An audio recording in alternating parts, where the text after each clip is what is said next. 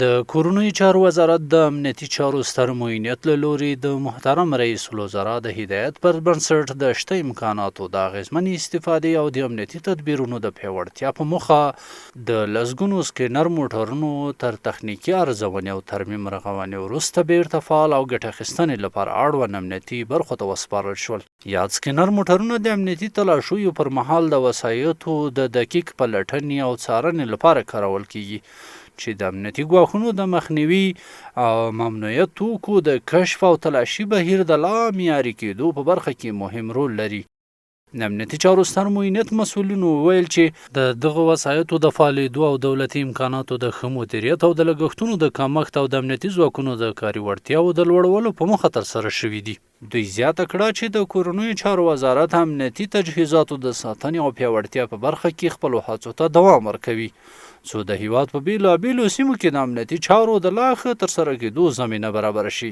په مجموع کې دا سکینر موټرونه زیبي سکینر ورته ویل کېږي چې دا د فتح نه وروسته په مختلفو ځایونو کې وو.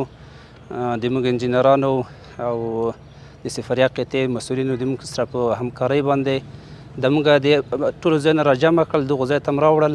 نو بیا د موږ انجینرانو کار ورباندې شروع کړو.